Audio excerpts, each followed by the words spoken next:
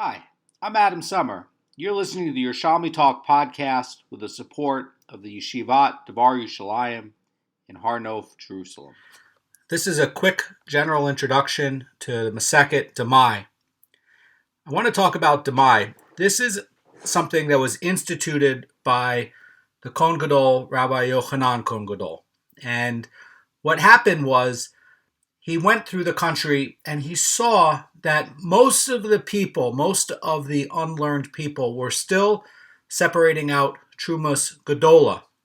Trumas Gedola is going to be what you have to separate out to make sure that produce is not going to be tevel. It is very serious to eat tevel. Tevel is untithed grain. If you eat untithed grain, you get death from heaven. It's a very serious problem. And if you don't follow the laws of separation, there are many midrashim that talk about the Jews being put out of the land, where it says, Mida keneged Mida, because you don't want to observe the laws in the land, then I will send you to a place where you don't have to observe the laws because you are not in the land. So Rabbi Yochanan Kohen Gadol saw a problem, and he saw that, and by the way, it was almost the majority. It wasn't quite the majority, but it was almost the majority, and that's going to come up in the Masechet. And the majority was separating Trumas Gedola. And they weren't separating out the other tithes, though. They weren't separating out Meiser Rishon. They weren't separating out Meiser Sheni, Meiser Ani. And what was happening was you would end up in a situation where somebody would be a merchant and they'd be selling produce, and you still had people learning in the academy, Chavarim, and people who were careful about tithes, and they would buy produce. And then sometimes you weren't sure, is this going to be tithed properly or not? They don't want to eat tithed or untithed produce. Even produce that was it's not going to be tevel. It's not mamash tevel, but it didn't have the other tithes in it. And it's really not good to eat food that doesn't have all of the tithes, not just Truma Gedola. You have other problems where people can be giving you food at a table. Perhaps you're going to a guest's house and you're not sure. That's going to come up as well here. So he instituted Demai, and this is going to be the origin of the word Demai. Now, Demai is, in the order of things, going to be the third Masechet. You have Berachot, you have Peah, and then you have Demai. And Rebbe organized all this and saw, wait a second, we are putting this about how to deal with the Amaratzim right close to the beginning of the entire Shas. And why is that? Because you need food. You need food in order to get your brachas right, in order to get things right. Notice this is after Peah. This is after the harvest. And this is going to be once you are talking about the separation. Now, we know that tevel is going to be a contraction from the word where it says tav la, which is not good. In other words, that it's not good for consumption. And by biblical law, you can't eat untithed produce. And there's a in Vayikra 22:15 it says, "And they shall not profane the hallowed things of the children of Israel, that which they will separate for Shem." And the future tense there is where they say will separate. That's showing that it's going to talk about produce whose hallowed parts, these are going to be the tithes that have not yet been separated. This is going to be tevel. And again, somebody who deliberately goes and eats tevel, that's going to be where you are liable for death at the hands of heaven. Now, this comes right after Masechet Peah, which we already did in the Shir. And Masechet Peah is you're going and you're gathering all of the produce. Now that you've gathered it and you brought it all together in your grain stack and you brought it to the threshing floor, now is the time where you're supposed to take out all of the tithes. And once you've smoothed it and brought it to where the threshing floor is, and you take it and process it. Now you have to separate out your tithes.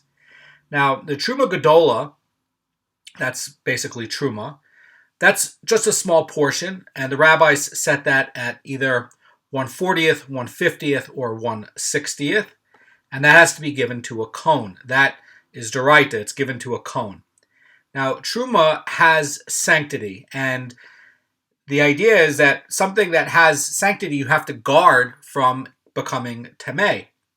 And the Kohanim, they have to eat this in a state of Torah, and the person who is handling it, when you're separating it, you have to be very careful to make sure it does not become Demai. Why? Because one is you are breaking a biblical verse to guard it. There's two biblical verses. One is a positive, a ta'aseh, where it says you shall guard it from becoming Demai. And there's a lo ta'aseh, is that you shall not let it become Demai. There are two specific verses in the Torah that talk about that. So very serious not to guard it.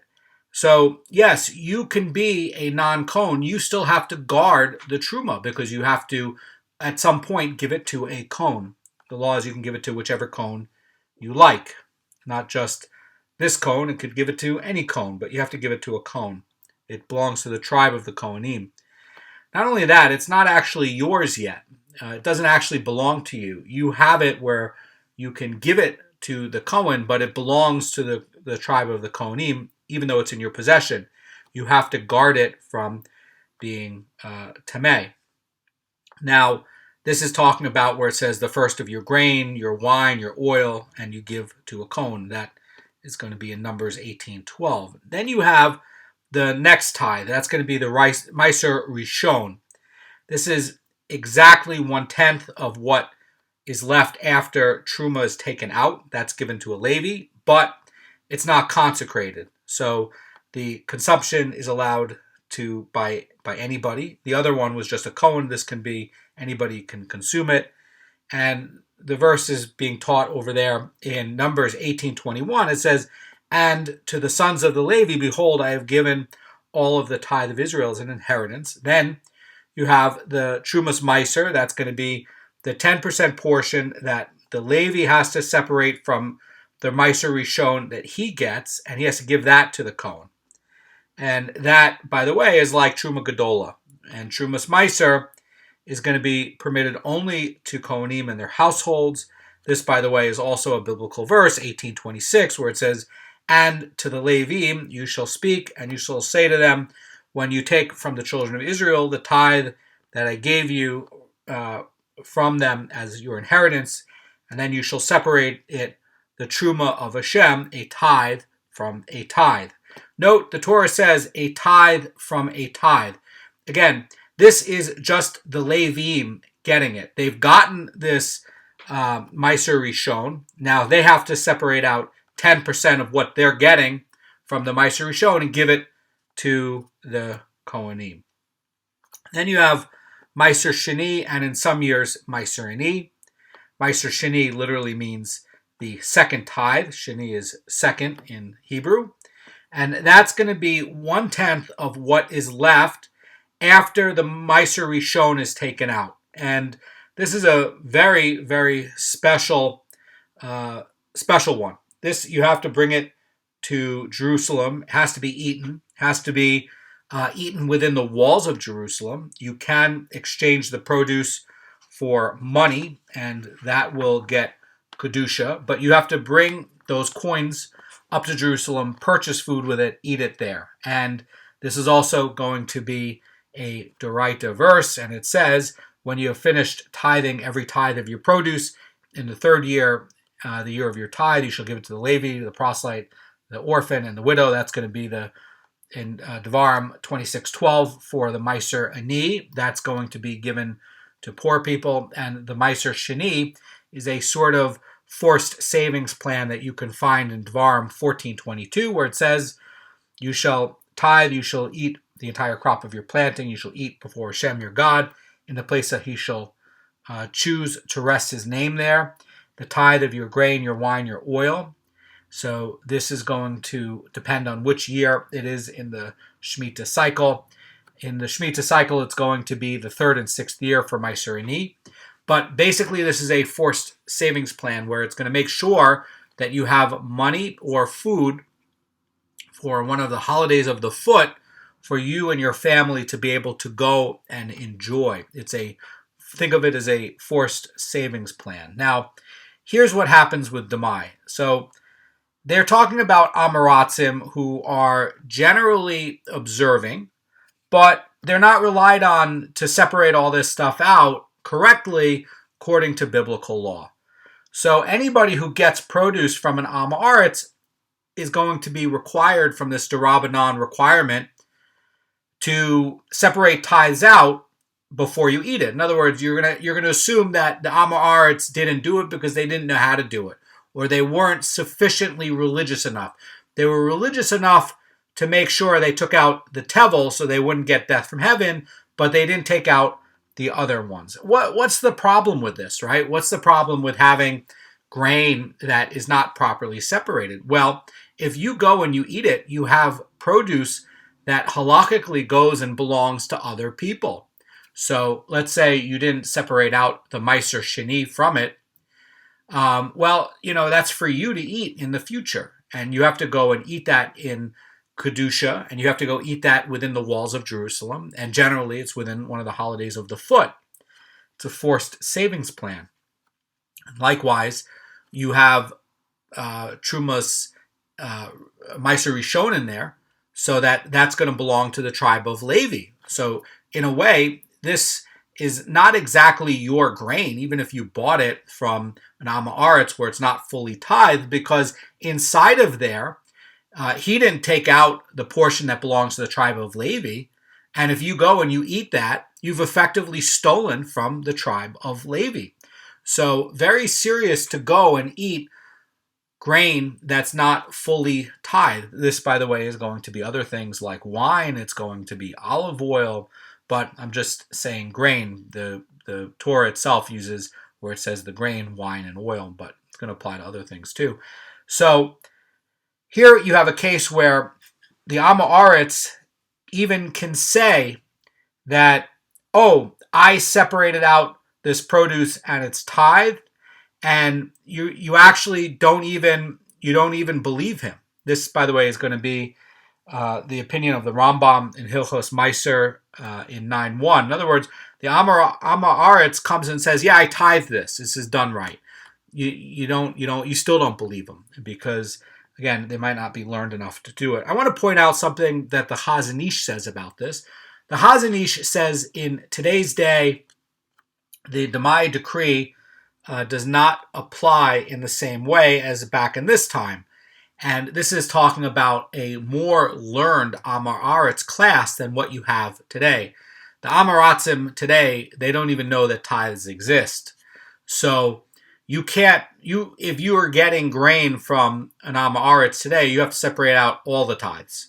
You can't just assume that the Truma Gedola was taken out, but not the other ones. You actually have to separate out everything. And that's going to be the halacha today. So this is talking about a very specific time frame. And again, today, you can't assume that the Am Haaretz knows enough to separate out Truma Gedola. You don't want to eat tevel. So if you're getting grain or oil from an Am Haaretz or wine from an Am Haaretz, you have to assume that it's not separated out, and you do not want to consume it because it has Truma Gedola in it. And then you have where, the word Demai, what does Demai mean?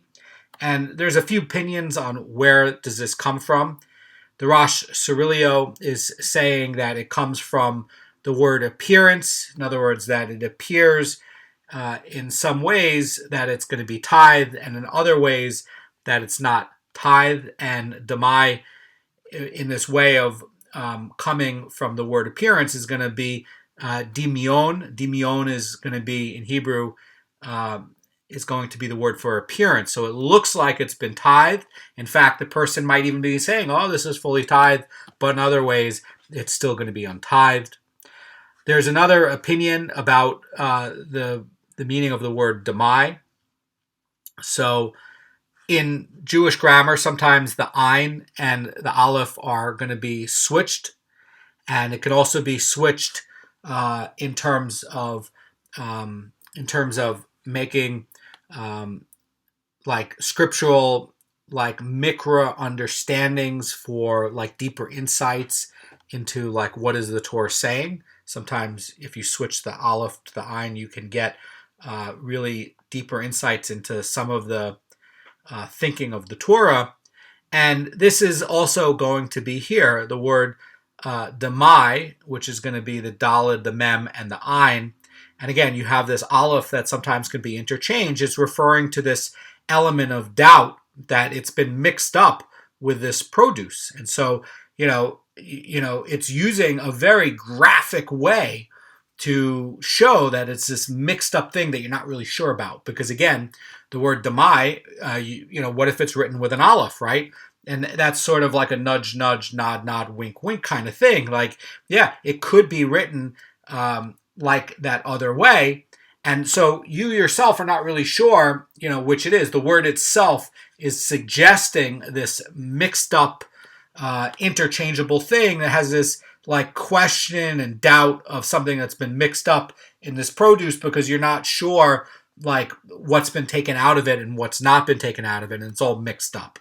And so it's a very alive way to understand it. And another way, and this is probably the most popular view, and that's going to be that the word Demai is really saying what is this? It's going to be da mai, and they put it together as Demai.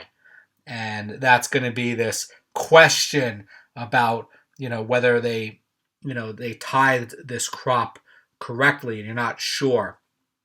Now, there's going to be laws that we're going to get into about whether the seller is going to be an Amma Aretz. Generally speaking, Torah scholars are going to be trusted, or somebody who goes and makes an oath and is deemed to be learned enough and reliable enough. Those people are going to be not Amaratzim and are going to be trusted. And this, by the way, is going to be a statement that's issued at a Bet Din. This is how formal it has to be.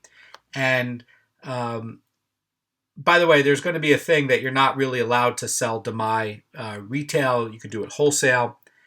And then you're gonna come along and you're gonna look at what are going to be the tithes that you're going to take out.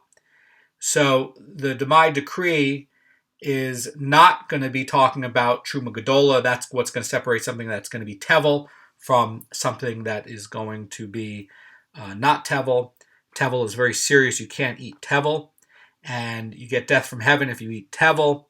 Very serious not to do that. So you're assuming that the Amma Aretz was religious enough and learned enough to take the Tevel out, and they're not trusted enough or learned enough to take out the next set of tithes. So all of the other next set of tithes have to be taken out, and so you have to take it out. So then that's what is going to be. So you're going to designate, a tenth of the Demai, and you're going to take that out as Meiser Rishon, and then if that, then that Meiser Rishon gets given over to a Levi. Now, what is going to be the status of that Meiser Rishon that's given to a Levi? You have to tell them this is Meiser Rishon of Demai, and this Meiser Rishon of Demai can stay in the property of the owner, and this is because Meiser Rishon is not consecrated, and so it's not intrinsically prohibited to non-Levim. And reason that Meiser Rishon is going to be usually prohibited to the landowner is that the consumption would constitute an act of theft from the tribe of Levi. Why? Because the Torah comes and says this belongs to the tribe of Levi.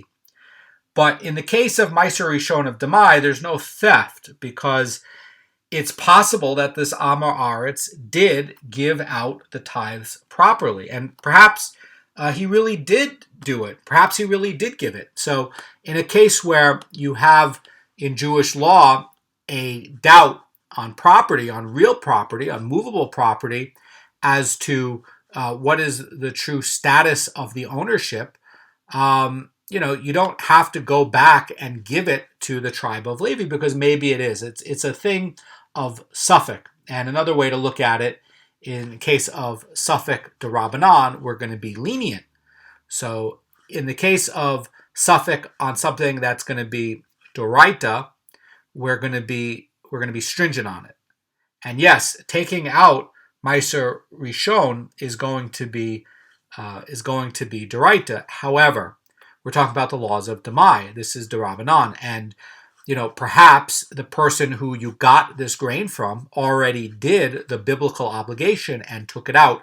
You are just not sure as to whether he did or whether he didn't. And again, as the Rambam's pointing out, that even if he says that he did, you can't trust him on it. You have to separate it out again. So this is going to be a suffix d'Rabbanan, and that is why it's going to be lenient, and that's why you can hold on to it. And although you still need to separate it. Now, in the case of an Am Haaretz who did tithe the produce, in that case, the Meiser is not really going to be Meiser, and it's not going to be the Levi's property, because somebody who seeks to get payment from another has to prove that he's entitled to it. And because the Levim as a tribe cannot prove that they are entitled to this specific set of grain itself that is in this pile that you just took out, you can keep it for that reason as well. Now, from the Meiser Rishon of Demai, you have to separate out a tenth, okay? And that, by the way, is going to be prohibited to non-Kohanim. So there's a reason why you have to go through this process to take out the tenth of Demai as Meiser Rishon. Why? Because you have to separate out the next set of tithes. You have to take this 1/10 you just separated that you can still keep. You have to take out a tenth of that, and you're not allowed to keep it. You have to give it to the Kohanim. And so even Trumos Meiser of Demai, in other words, this tithe that gets taken out of the Meiser Rishon of Demai, this has to be kept in a state of Tara. You're not allowed to let it get to be Temeh, and it still belongs to a Kohen.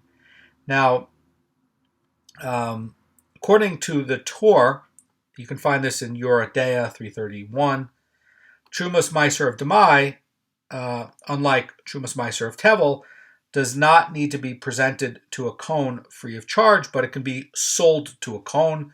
This is because the Kohen's claim of Trumos and Meiser is falling into the laws of monetary law. And a Kohen has to prove that he's entitled to this tithe in order to claim it free of charge. So the idea here is that perhaps the person went and did do a tithe, but the Kohen can't go and prove it.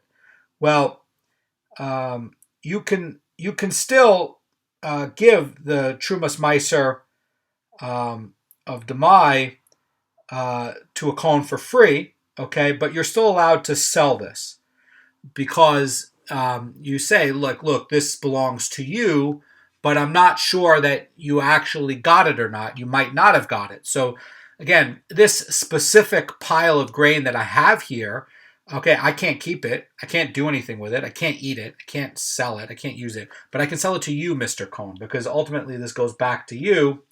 And you need to separate out the Trumas Meiser of Demai because you might get into issues of Tevel. In other words, Tevel, eating Tevel, that's going to be something that's a Deraita thing, right? And you're not sure if these tithes were taken. So you really, it might have been taken, but it might not have been taken. But eating something that is going to perhaps cause death from heaven is very, very serious. So you have to go out and you have to be more stringent and you have to separate it. And you have to say, okay, this belongs to the Kohen. Now, what's coming along is to say, but it might have already been done. And that's why you're going to be allowed to sell it, because the Kohen can't go extract this from you because they can't prove that this grain that you have right here in your hand wasn't actually already tithed. It might have been. So that's why it's going to be like this, where you can sell it. Now, what's going to come after? I want to just point out what's going to come up next. What comes up next is going to be the Meiser Sheni and the Meiser Ani. This is going to be a tenth of what's left. Depends on which year you're in the Shvius cycle. And the Meiser Sheni of Demai, like ordinary Meiser Sheni, you have to take it to Jerusalem and you have to eat it there, or you take it, you desanctify it onto coins. The coins have Kedusha, and then you have to go and transport it into the walls of Jerusalem and eat it there. You convert it over to food and you eat it there, you and your family. So this is going to be another question where that, maybe this guy took out the Meiser Sheni for himself. But again, this is going to be a forced savings plan. So you're going to be tithing it out for yourself and using it as Meiser Sheni of Demai. And this is coming up to only like a small percent of the total crop that's left. I want to point something out. A lot of people, when they have a pile of grain, and you see this in Masechet Peah, that you look at the pile of grain as a farmer and you say, oh, this is all mine. And you can't think about that in Torah law. Okay, there's two forms of ownership. You have the types of ownership that come along in the Masechets or Seder Zerayim, and then you have in Nezikin. Nezikin are going to be where this is really your property. It's free, it's clear, it's actually yours. All of it is yours. But you can't look at that in Seder Zerayim. In Seder Zerayim, part of it is still not yours. Part of it might belong to the poor people as gifts. Some of it might belong to the tribe of Kohanim. Some of it might belong to the tribe of Levim. And so you can't look at this entire pile and say, oh, this is all mine. Some of this might be, again, belonging to the future you for, this forced savings plan for you in the holiday of the foot to make sure that you have food and supplies in order to have a really good quality holiday in Jerusalem inside the walls. So there's going to be a procedure about separating out the Demai. There's going to be where there is no blessing. You don't recite a blessing over it. Now, ordinarily, when you do separate a blessing over real tithes that it hasn't been done, and again, you have this grain pile and you're separating out your Truma Gedola and you're separating out your Meiser Rishon, all of these things have actual designations with a bracha. And over here with Demai, again, it's going to be lenient because maybe it already was taken out. And so you're not going to say a bracha on this. Now, we're going to get into a couple of other points about it. One is that you're talking about produce of Eretz Yisrael, okay? So, when you're talking about definite tevel, all right, this is going to be where, this is going to be in Eretz Yisrael proper, all right? And it could be a couple of the areas that's going to be a border area. We saw this in Masechet Shvius that Rebbe ruled that a border area in Eretz Yisrael is going to be treated with the stringency that you have to treat it like it is going to be within the land. But basically, when you're talking about getting crops from Chicago or New York or Moscow, this is not going to be where you are separating out halachic d'oraita tithes. The tithes are going to be laws in the land. Now, this decree for Demai is also going to be for produce from Eretz Yisrael proper. So this is not going to be talking about land that is over there in New York City or in a rooftop farm in New York. This is going to be talking about within the boundaries that were settled by the Ole Bavel. This was Ezra and the people returning back. and designating back part of the land that Yeshua and the Olei Mitzrayim took, and then this is part of the reconquest.